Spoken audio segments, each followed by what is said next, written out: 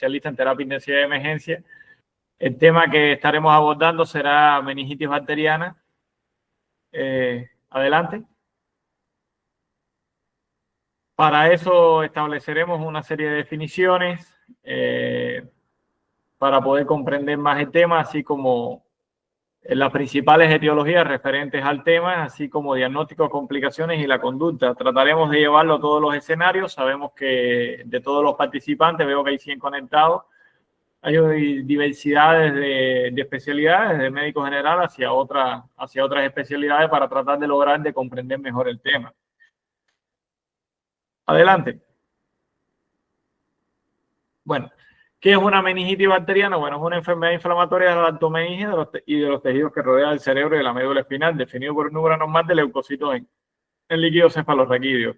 Las meninges son tres. Estamos hablando de la dura madre, que tiene dos capas, aracnoide y madre. En realidad, en esta sería donde estaríamos hablando de la lactomeninge, sería donde se produce el proceso infeccioso, así como de los tejidos en algunas ocasiones y de la médula espinal, y que definen lo que es una meningitis bacteriana. Adelante.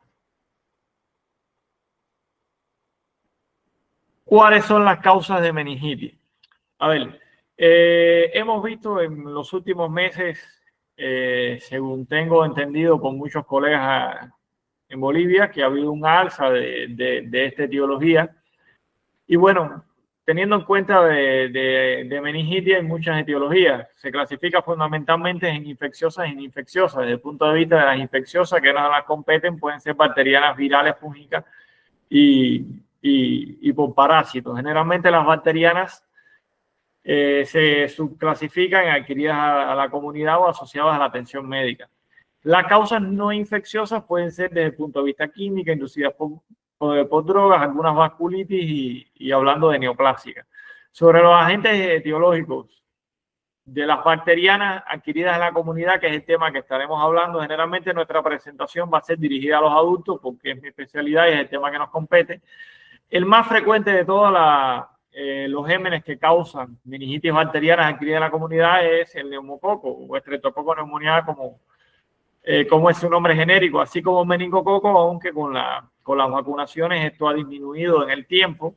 Así, Haemophilus influenzae, Staphylococcus aureus y Listeria monocitogenia. La Listeria monocitogenia es una bacteria que generalmente se adquiere en pacientes inmunocomprometidos, aquellos pacientes con VIH o alguna enfermedad que comprometa su sistema inmune y pueda deberse. Y la asociada a la atención médica son generalmente estafilococos y gram negativos aerobios. Esto generalmente se deriva de pacientes que tienen catéteres ventriculares, que son sometidos a procederes neuroquirúrgicos, pacientes que presentan traumas craneoencefálicos, pero va a ir dirigido esta presentación generalmente hacia la causa más frecuente, que son las adquiridas en la comunidad, aunque si al final de la diapositiva alguien tiene alguna aclaración o algo que preguntar sobre este grupo específico asociado a la atención médica, podemos hablarlo adelante. Ahora, ¿cómo hacemos el diagnóstico? Todo diagnóstico tiene un diagnóstico clínico, o sea, una sospecha clínica y un diagnóstico por pruebas de laboratorio y otros medios diagnósticos. Desde el punto de vista clínico, y aquí voy a hacer un paréntesis debido a que muchos trabajan en atención primaria de salud y es muy difícil llegar a tener ciertos medios diagnósticos. Entonces, ¿cómo lo sospechamos? Hay una triada clásica que es el causante. En algunas bibliografías te hablan del 40, un 44, un 50, depende de donde lo revise, que es una triada que se presenta generalmente en pacientes. Entonces, la fiebre es una de las causas más frecuentes. La presencia de rigidez de nuca en el examen inicial, con un promedio de 7 días, está presente en el 88% en la revisión donde se realizó esta presentación, así como cambio del estado mental. Son pacientes que están confusos, letárgicos, pueden llegar a diversos niveles del estado de conciencia, nubilado, estuporoso, incluso puede llegar al estado de coma. De aquí evaluar la escala del coma de Graham, que nos dirá a nosotros las directrices sobre qué nivel de conciencia tiene el paciente. Entonces, pero generalmente cuando se rota por la especialidad de medicina interna, nosotros, tercer o cuarto año, en dependencia del sistema de graduación de las universidades donde estemos, cuando hablamos de meningitis, todo paciente que presenta un cuadro febril inespecífico y que tenga alteraciones de nivel de conciencia, nosotros tenemos que sospecharlo. Obviamente hay un gran por ciento de los pacientes que no presentan la triada específica, pero la gran mayoría lo presenta. Hay una serie de exploraciones al examen físico que nosotros podemos hacer, como ya hablamos, rigidez de nuca, que nos pueden nosotros orientar, y es obviamente el examen físico. Exploramos, por ejemplo, la rigidez de nuca, como vemos acá en la diapositiva, ¿no? Está el signo de Kenny y el signo de Brudzinski. Por ejemplo, el signo de Kenny no es más que elevamos una pierna extendida y el paciente flexiona la rodilla. Estos son signos de irritación meningia. En el de Brudzinski, al aplicar una elevación, una extensión a nivel del cuello, vemos que el paciente flexiona las rodillas de forma refleja. Entonces, estamos hablando que son 3 signos que se pueden presentar y esto complementa el diagnóstico desde el punto de vista clínico. Pero como ya digo, la principal sospecha en un contexto epidemiológico, si hay pacientes que ya presentan en el área de salud donde nosotros trabajamos o no, o es un área donde hay presencia de pacientes, se han reportado casos, la presencia de signos clínicos, como ya les decía, un cuadro febril asociado a manifestaciones neurológicas, obviamente hay que sospecharlo, y si al examen físico encontramos alguno de estos signos que indican irritación meningia, también. Adelante. Bueno, hacia el diagnóstico, lo primero, hacia todo diagnóstico hay que hacer es una adecuada amnesia. ¿Por qué? Porque ya habíamos hablado que hay una meningitis desde el punto de vista infeccioso y otra no infecciosa. Primero hay que excluir la exposición a droga, la exposición reciente, que tengan pacientes con RAS, con trauma craneoencefálico, pacientes inmunocomprometidos. Y bueno, si ha tenido en los últimos meses, específicamente en los últimos 3 meses, uso de antimicrobiano, porque posteriormente hacia una conducta antimicrobiana esto va a ser un factor decisivo hacia cuál es la terapia empírica inicial, y si ha tenido infecciones, por ejemplo, del sistema respiratorio del oído, ya que por continuidad de estas infecciones, bueno, puede desencadenar un cuadro de meningitis.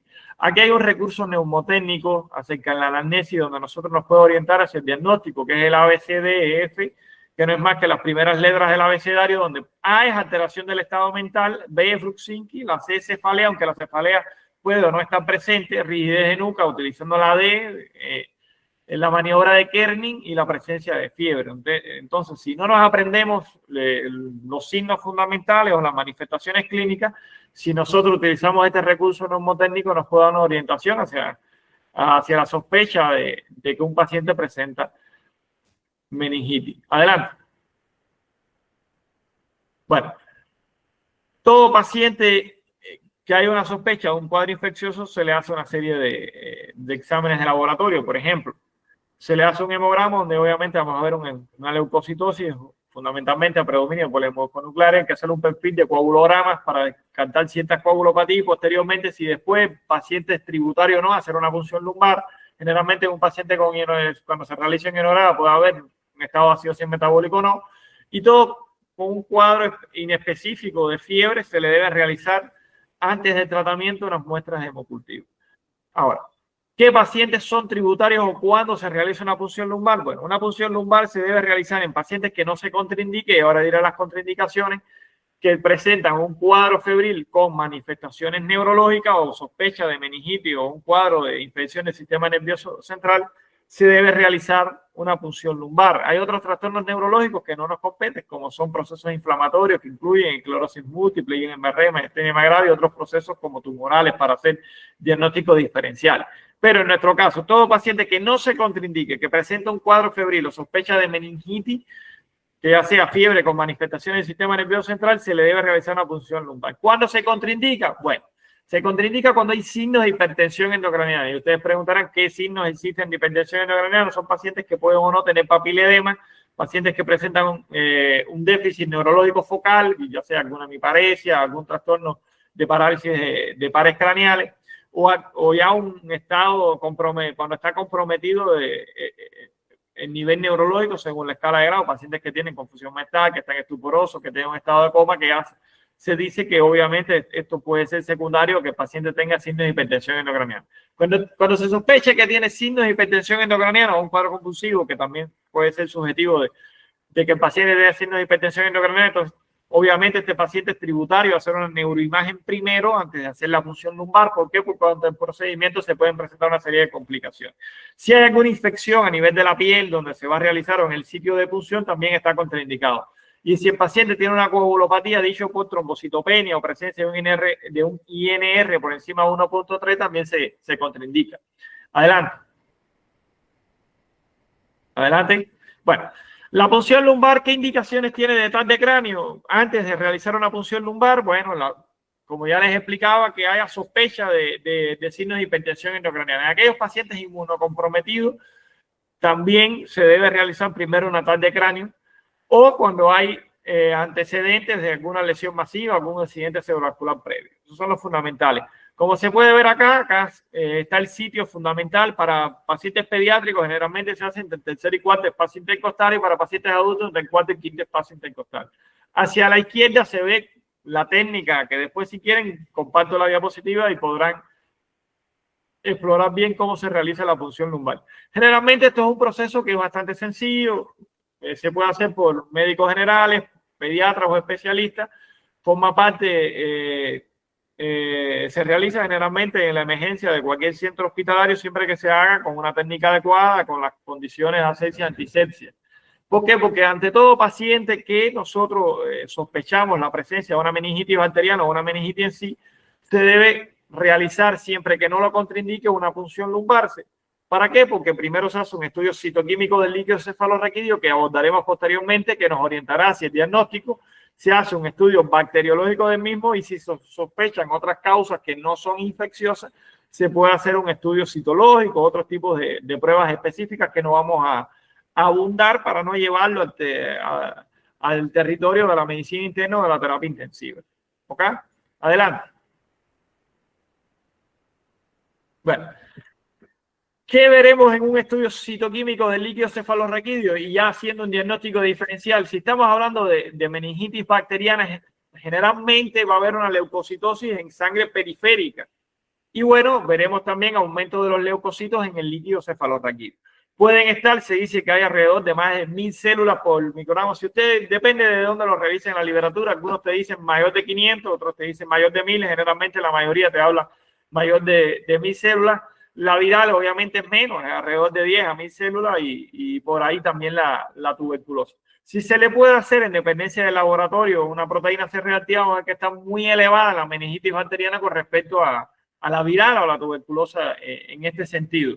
Obviamente a predominio de polimorfonucleares o de neutrófilos, y que además se va a ver un aumento en el conteo de proteínas, generalmente mayor de 2 gramos por litro, en dependencia de la unidad de medida que se especifique. Si están miligramos por decilitro, se dice por encima de 45, 50 miligramos por decilitro.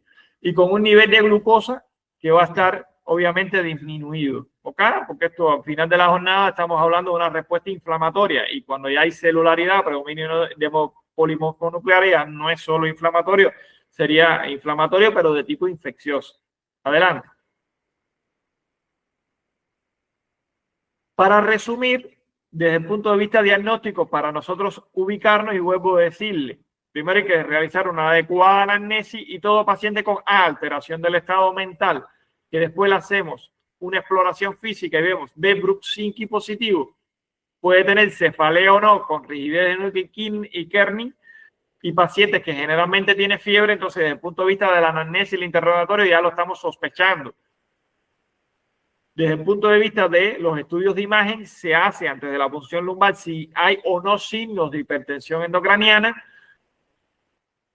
y posteriormente se puede hacer la punción lumbar, o se hace antes si no se contraindica la realización. En algunos pacientes específicos se puede hacer electroencefalograma, y obviamente entonces se hace exámenes de laboratorios como ya lo habíamos determinado. Adelante. Bueno, ¿qué complicaciones se pueden presentar en una meningitis? Bueno, como estamos hablando del sistema nervioso central, el paciente puede presentar convulsiones, puede presentar déficits neurológicos focales o más avanzados, síndrome de secreción inadecuada, la monoantidiurética, hidrocefalia, va a haber trombosis de seno venoso, así como accesos cerebrales o empiema, cosa que sería, obviamente, agravaría el cuadro y podría llevar al paciente a alguna insuficiencia respiratoria, llevándolo a alguna coagulopatía o al shock séptico y una falla multisistémica. De más está decir que el manejo de estos pacientes, la atención primaria, lleva hacia el diagnóstico o a la sospecha, y obviamente es un paciente que se debe derivar hacia una atención secundaria o terciaria. Muchos de estos pacientes, en dependencia de la etiología, llevan atención en terapia intensiva, gran parte de estos para obtener un mayor manejo de la vía aérea y del tratamiento empírico inicial. Adelante. Bueno, ¿qué conducta? ¿Cuáles son los pilares del tratamiento? Lo primero de todo paciente, y no solo para meningitis, es realizar una estabilización hemodinámica del paciente, ver cómo están sus signos vitales, si hay algún soporte vital específico con respecto a la oxigenación o a la vía aérea, o si tiene algún signo de inestabilidad hemodinámica.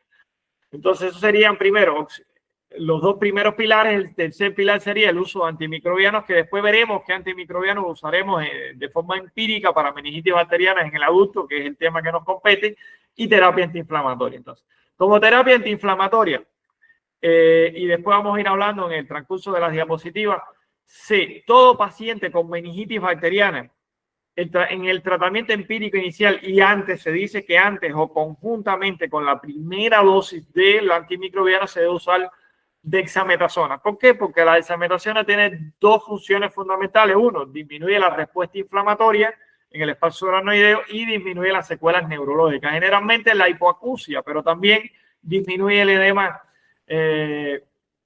cerebral secundario a estos procesos infecciosos y por consiguiente disminuye la presión intracraniana, mejora los flujos sanguíneos cerebrales y la presencia de vasculitis a nivel cerebral. Entonces, ¿cuál es la dosis? Tanto en pediátricos como adultos se usa una dosis de 0.15 microgramos por kilo y esto se da cada 6 horas. Lo que está debatido es si es en 2 o es en 4 días. Generalmente se da durante un periodo de 4 días. El nivel de evidencia, cuando revisa la literatura, es más para la presencia de neumococos. Ya en otras etiologías es bastante discutido, aunque abordaremos. Ahora, la punción, para hacer una punción lumbar, la punción lumbar retrasa el inicio de la terapia con antimicrobianos y la respuesta obviamente es no. O sea, si bien es importante y si nosotros estamos en un ambiente hospitalario y podemos realizar una punción lumbar por un experto en el menor tiempo posible, sí es relevante poderlo hacer antes del inicio de antimicrobianos. Pero si se va a retrasar la punción lumbar o por X o por Y, bueno, lo que se debe hacer y lo que se sugiere es iniciar tratamiento antimicrobiano. O sea, no debe exceder entre el diagnóstico y la punción lumbar 1 hora. Si se va a exceder ese tiempo, lo que se sugiere es iniciar con antimicrobiano. Y entonces, adelante. ¿Qué antimicrobiano vamos a iniciar para meningitis bacterianas adquiridas en la comunidad? Bueno, acá vamos a usar, obviamente, el sistema nervioso central tiene otras características. Entonces, hay que usar antimicrobiano, obviamente, a dosis máxima para que penetren meninges. Generalmente el antimicrobiano, para que llegue al sistema nervioso central, debe haber meninges inflamadas. Y bueno, ¿cuál utilizaríamos? Los betalactámicos fundamentalmente. ¿Qué tipo de betalactámicos? Penicilina, amoxicilina, ampicilina y cefalosporina de tercera generación. Eso es muy variable. Depende mucho de qué esquema se maneje en nuestro centro asistencial. Todos los hospitales tienen su protocolo, porque no hay un consenso universal hacia cuál es el ideal para poder iniciar. Y como te dan un grupo de antimicrobianos, cada centro hospitalario, en base a la revisión bibliográfica y a la experiencia que ha tenido y a su propia flora o microbiología de su centro hospitalario, hace una serie de protocolos y define. Lo que sí está claro es que casi todos los protocolos incluyen la presencia de una cefalosporina de tercera generación para pacientes que no tengan problemas, o sea, que no sean pacientes inmunocomprometidos. Entonces, usaríamos la presencia de ceftriaxona, 2 gramos cada 12 horas, o cefotaxima, 2 gramos cada 6 horas. Se utilizarían por un periodo entre 10 o 14 días. Después nosotros veríamos el tiempo. Si nosotros tenemos un cultivo y nos da un patrón de sensibilidad diferente, entonces en ese momento obviamente cambiamos. Pero ¿qué sucede? Que en los últimos tiempos se han aislado muchas cepas de neumococo, que es el Streptococcus pneumoniae multiresistente, o sea, resistente a cefalosporina de tercera. Y entonces muchos protocolos, sabiendo que la rifampicina y la vancomicina se constata esterilización del líquido cefalorraquídeo en un periodo de 24 horas, lo que se hace en muchos protocolos es asociar a esta cefalosporina de tercera generación o vancomicina o rifampicina. Generalmente vancomicina. Y cuando ya se tenga un cultivo del líquido cefalorraquídeo, se hace un descalonamiento de la cobertura antimicrobiana. Entonces, así sería generalmente por un periodo entre 10 y 14 días. Si nosotros aislamos que es una listeria monocitogenes, que sería el agente etiológico diferencial entre todas las causas frecuentes, generalmente se asocia incluso a esta cefalosporina a la presencia de ampicilina. ¿Ok? Pero ya eso es cuando se tenga un cultivo de líquido cefalorraquídeo con un patrón de sensibilidad. Adelante. Otra pregunta clave. ¿Cuál es el tipo, la duración, el tiempo óptimo? O sea, métodos de administración. El tratamiento antimicrobiano empírico en pacientes con meningitis bacteriana se basa en la opinión de expertos y en las guías o documentos de consenso que se tengan hasta que se tengan los patrones de sensibilidad específicos. El patrón o sea, el tratamiento antimicrobiano específico es basado en pruebas de susceptibilidad cuando se tengan, obviamente, y que no hay evidencia suficiente para apoyar el tratamiento corto con antimicrobianos. ¿Por qué? Porque si leen la literatura, cuando ustedes revisen en este tema, van a ver que te hablan de ciertos días. O sea, pero no hay un patrón definido corto que avale que se pueda hacer un tratamiento corto con esto, aunque mejore la sintomatología neurológica. Y que no hay evidencia entre la superioridad de administración continua en bolo de los antibióticos para meningitis bacteriana. Generalmente los antimicrobianos que se usan en terapia intensiva se usan en perfusión continua o perfusión extendida. Entonces se ha demostrado que para meningitis bacteriana no hay una superioridad en este sentido. Adelante. Adelante. Otra pregunta. ¿Tiene la hexametazona un efecto beneficioso sobre la muerte? El resultado final de la pérdida auditiva en adultos y niños con meningitis bacteriana. Bueno, neonatos no se usa, es muy fácil, ¿no? Pero mira, este es el estudio de Krogan en el 2013 más grande, que es una muestra de 4.121 pacientes que se realiza, y se demostró que en comparación con el grupo placebo, los corticosteroides reducen la mortalidad, pero en meningitis neumocócica, pero no en meningitis definidas para en otros patógenos.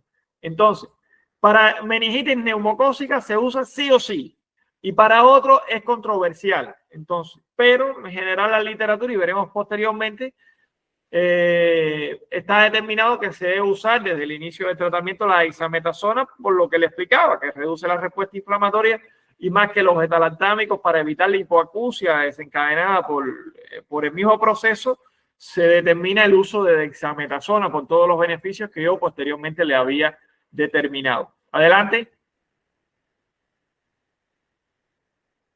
Entonces, el uso de otra pregunta importante, y después, bueno, si ustedes tienen otras preguntas, me la pueden hacer. Es profilaxis con los contactos. Entonces, se ha demostrado que el tratamiento profiláctico de contactos domésticos, la vacunación sí o sí, previene los casos secundarios que radican, por ejemplo, la aportación de meningitis meningocócica. Eso obviamente depende de los esquemas de vacunación de cada país, pero obviamente esto reduce mucho la meningitis por meningococo. Pacientes cepas, porque, o sea, he leído varias noticias que se han aislado algunos de estos agentes etiológicos y son obviamente otro tipo de cepas. Entonces, teniendo en cuenta el riesgo de recurrencia de meningitis neumocócica, el comité, o sea, esta guía, que es la guía europea, la última guía europea de meningitis, sugiere que después de un episodio de meningitis tiene un beneficio sustancial hacer una vacuna contra neumococo. O sea, establecer o vacunarse contra la presencia de neumococo. Además, hemos visto que es la causa fundamental de meningitis bacteriana. Adelante. Y también, por ejemplo, a los contactos cercanos, después de hacer una anamnesis, obviamente cuando un paciente tiene una meningitis bacteriana, involucra también el departamento de epidemiología, ya sea en el área de atención primaria, secundaria o terciaria de salud, y obviamente a todos los contactos cercanos con meningitis, por ejemplo, meningocócica, se debe realizar la presencia de profilaxis. O sea, se recomienda también, como ya les había explicado, la presencia de vacunas con neumococo. ¿Qué antibióticos profilácticos se usan? La presencia de rifampicina, ceftriaxona y ciprofloxacino son los más usados. Se usa alrededor de 2 días o una sola dosis para los contactos que han estado con este paciente que presenta meningitis bacteriana. Adelante. Bueno, acá terminaría la presentación. Es una presentación bastante concisa y precisa hacia el diagnóstico, hacia fundamentalmente los datos clínicos que se pueden emplear en el área de atención primaria de salud, hacia cuáles son las principales complicaciones, sabernos nosotros identificar cuándo no hacemos una punción lumbar, saber no hay que tener miedo, es un proceso bastante sencillo. Una recomendación que hago es difícil que en nuestro ambiente de salud no conocer a un anestesiólogo. Un anestesiólogo debe hacer en su salón de operaciones digamos, una X cantidad de punciones lumbar todos los días, que sería la persona más capacitada para enseñarnos. Y solo con el hecho de mirar en un quirófano podemos nosotros adquirir las habilidades y obviamente si nos lo permiten hacerlo. O sea, no tengan miedo a hacerlo, que todo paciente que tiene un cuadro febril y manifestaciones neurológicas hay que sospecharlo, y en todo paciente que se sospeche y que no tenga contraindicaciones se debe realizar una punción lumbar, que el estudio citoquímico que sale en minutos, máximo 1 hora, nosotros nos puede orientar hacia si es una meningitis bacteriana, viral o tuberculosa, hasta que al cabo de los 3 o más días aparezca el cultivo específico, y saber que todo paciente que lo tenga o se sospecha antes del resultado del cultivo, y ni siquiera hasta el resultado de la punción lumbar, se debe iniciar un tratamiento empírico inicial que es con cefalosporina de tercera, mi sugerencia fundamentalmente porque es lo que está en las guías, y a definir si en nuestra epidemiología hay o no neumococo resistente para asociarle vancomicina, y que obviamente esto es un paciente que debe ser atendido en un centro de atención secundaria o terciaria de salud. Bueno, sin más, me despido de ustedes. Ha sido un placer poder compartir mis conocimientos, y bueno, si hay alguien con alguna duda, algo que yo les pueda colaborar, levanten la mano y estoy en el total placer para poderle contestar.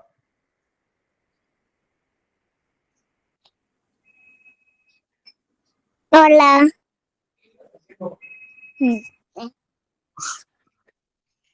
Agradecemos la participación del doctor Juan Pablo Álvarez. Y nuevamente reiteramos la invitación a todos los participantes que tengan alguna consulta, alguna duda, a poder levantar la mano y habilitar el micrófono para poder dar, alguna respuesta por parte del expositor. Tenemos una pregunta que llega a la plataforma por parte del doctor Edwin Velasco desde la plataforma. Pregunta: doctor, gracias por su conferencia. Una consulta: en atención de primer nivel, ¿se debe administrar algún antibiótico antes de enviar al paciente a un hospital de segundo o tercer nivel? ¿Qué nos recomienda y qué deberíamos hacer? Si ha establecido, por ejemplo, si hay un patrón epidemiológico, o sea, en tu área de salud donde ya se han visto otros casos con meningitis, o sea, en un contexto epidemiológico donde ustedes ya han definido, han visto, ya han diagnosticado en atención secundaria o terciaria de salud, pacientes con meningitis bacteriana y tienen manifestaciones clínicas, o sea, pacientes con manifestaciones clínicas de meningitis, que ya sea la presencia de un cuadro febril con alteraciones del nivel neurológico, y si en la exploración clínica, usted en la exploración física tiene rigidez de nuca o Kenning-Obrushinsky, mi recomendación es sí, le dan una dosis de antibiótico conjunto con la dexametasona y lo refieren a otra institución. Obviamente depende de qué protocolo se tenga. ¿Por qué? Porque en todas las áreas, ya sea atención primaria, secundaria, tercera, tiene que haber un protocolo. Entonces hay que ver si en el protocolo que ustedes determinan usar o no usar. Mi recomendación es sí. ¿Por qué? Porque mientras más rápido se emplee el antimicrobiano, obviamente la resolución del caso va a tener obviamente un mayor éxito. Entonces, mi recomendación es sí. Ya cuando llegue, obviamente, la idea es hacer una punción lumbar, pero si se va a demorar más de 1 hora en que llegue a una atención secundaria y que ahí se diagnostique, como dicen todas las guías, se debe usar antimicrobiano en la primera hora. Entonces, por una cuestión de lógica y sentido común, si se sospecha, pero con argumentos suficientes, si se sospecha, la respuesta es sí, empléenlo. Le dan 2 gramos de ceftriaxona y lo refieren hacia una institución.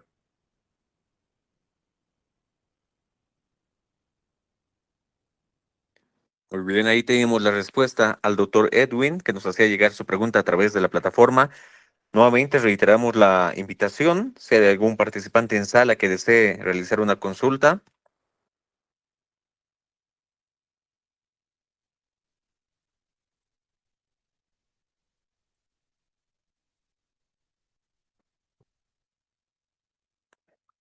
Bueno, creo que todo está claro, doctor. Nuevamente le agradecemos su participación en este curso. Muchas gracias, ha sido un placer.